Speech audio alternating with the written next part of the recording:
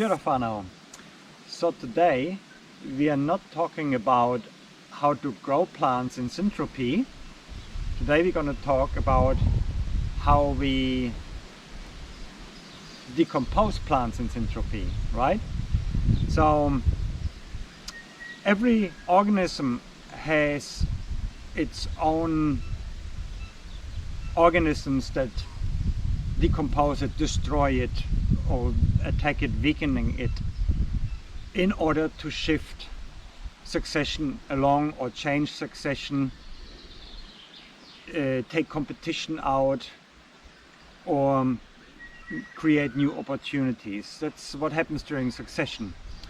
So plants have organisms that take them down when they're in stress or when they're not right in the system for the time being, and we need to understand that. So these organisms are not our enemies. However, they can do quite a lot of damage, and we want to understand them and manage around that issue. So one of the big destructive organisms that we have in our food forest here is Armillaria. Our particular species of Armillaria is native to Australia, New Zealand, some Pacific islands. It's called Armillaria novazelandae. There are other Armillaria like Armillaria malea in North America and in Europe. So there are different species in that group, and what they do is they attack trees that are starting to get into senescence, or trees that might not be in the right spot for the time being, or plants that are under stress. So we have that happening here, and one reason why it is particularly bad up here on top of the hill is because we have trees that attract Armillaria in a big way, and that is like trees like Acacia longifolia, Acacia melanoxylon, the Tasmanian blackwood. Oak is another one that gets attacked quite strongly. Even quite healthy trees can get it. And when you cut a tree down like this Tasmanian blackwood here, what happens next is spores from over there, from the forest, fly over here, and they land on the stumps. They germinate, and then they penetrate as mycelium throughout the whole rootstock, eating it up, turning it slowly into some sort of a yellow mash. Once the Armillaria knows that it's running out of food sources, after 10 years or so, it changes its characteristics and starts making root-like runners out of the mycelium. They call them also shoestring, that's why it's called the bootlace fungus. And then they become quite aggressive, and they can invade the root systems of neighboring plants, so they don't need to go through this sort of open cut situation anymore. So once you have Armillaria in your system, it can spread slowly but surely, eating up a lot of plants on the way that you will feel very sorry about. And one thing that gets attacked pretty badly here is banana. So what I'm going to show you here today is how you can prevent that spread right in the beginning, and at the same time produce medicine and food. So that's a win-win situation here, and we can speed up the decay of these stumps, which, unless you use them as coffee tables in your food forest, are going to be in your way anyway, right? So we speed up the decomposition by using the right organisms for that particular task. So we need to know which other more benign fungus would work on that species. They have all their own preferences. So today I'm going to show you how we use what's called stump inoculation. So we made This little contraption here, we made quite a few over the years, used to sell them, but you can find them on the internet. It's a tube with a cylinder coming out.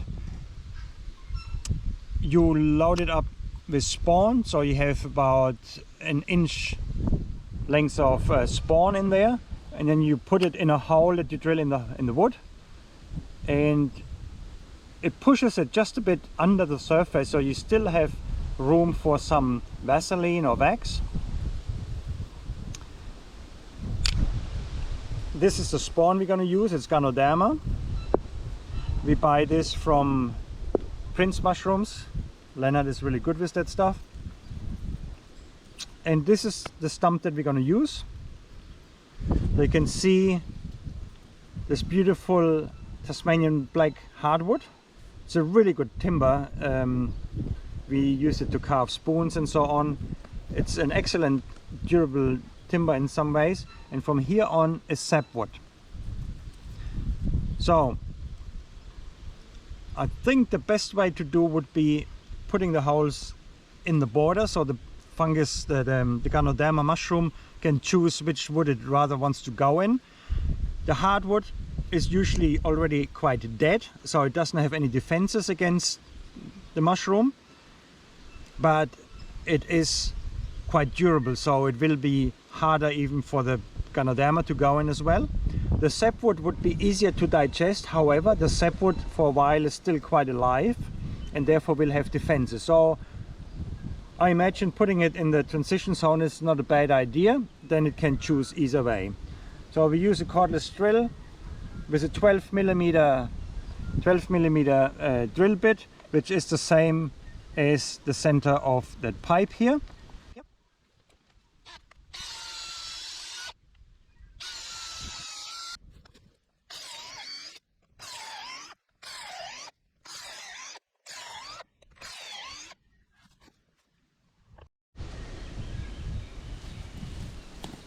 So now we load up with the spawn. Every spawn has a very distinct smell to it, which is quite handy. You get used to identifying it, so even if your label sort of gets rubbed off, you can still by the smell say what it is. And so I'll poke this thing in now.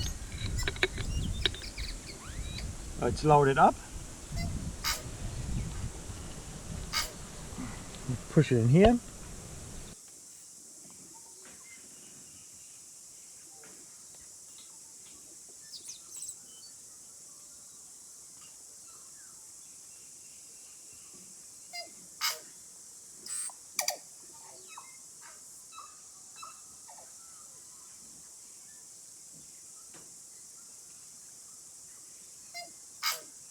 Some in the side just to speed up.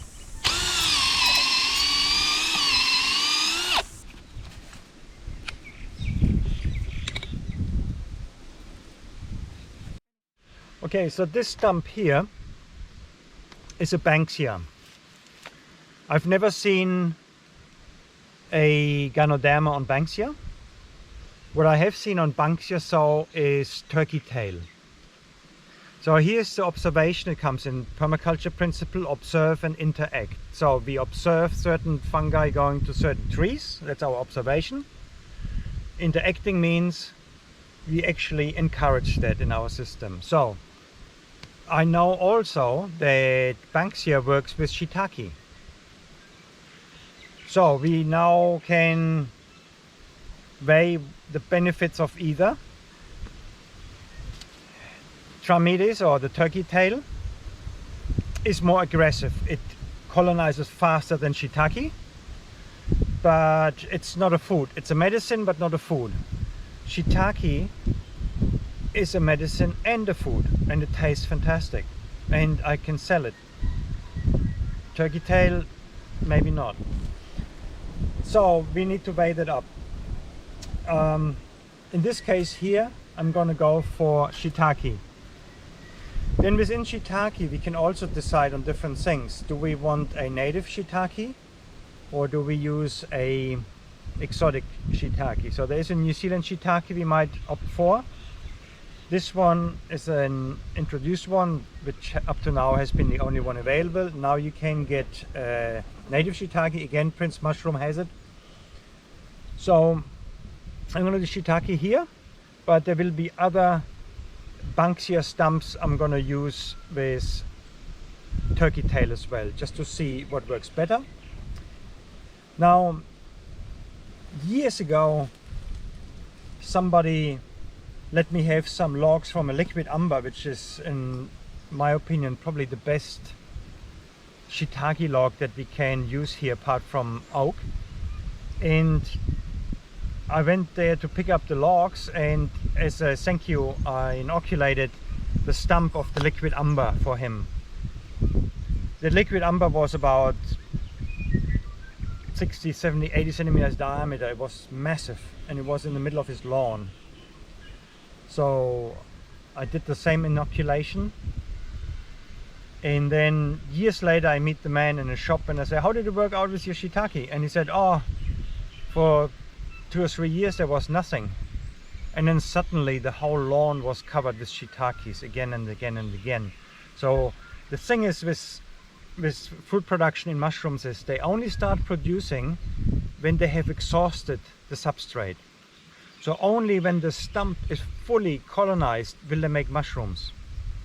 And that can take quite a while, because we have only a small fraction that we can inoculate, but the mass below will take a while until it reaches every corner of it, and then it starts producing. Unless, of course, another mushroom comes in already from another side, and then that creates a frontier, and the shiitake will still fruit even though it hasn't fully colonized, because it can't go further, right?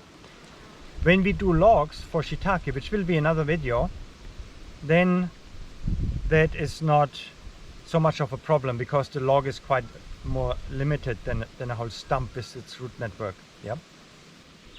You can consider using shiitake, and then you harvest the mushrooms throughout the root system. They come through the ground still, of course. They want to shed their spores. But there's one issue with that, and that is you cannot introduce fruiting on a stump. You cannot take the stump then and put it in a bathtub to kickstart a fruiting. So you're limited to the impulses that it gets from rainfall. So there's that disadvantage over logs. But nevertheless, I'm going to do the shiitake on this one.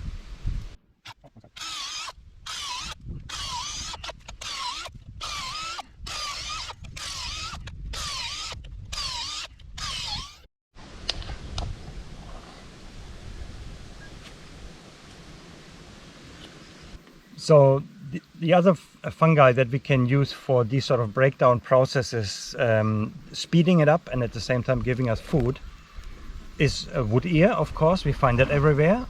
That is the one that breaks down flame trees, teutonias, elderberries, mahoy, caraca. Yeah, that gives us food and medicine. Wood ear is a good medicine. And then we have tawaka, the poplar mushroom, that can break down poplars, obviously, and also flame trees. So we have quite a choice of interesting mushrooms that we can use within that process. And then, of course, we have oyster mushroom. Whenever we see that a cabbage tree is starting to get seriously diseased on the top, we can come in and do the same process onto the log of the cabbage tree. And in that case, we should really use the native oyster mushroom, which is also available. Or we just wait for it to show up anyway, which usually it does, but we can speed the process up. Yeah.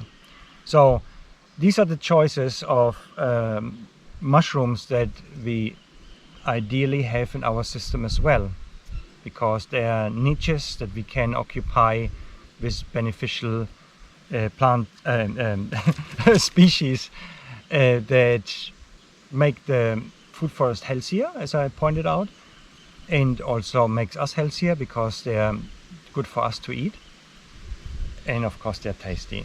So it's a win-win-win situation.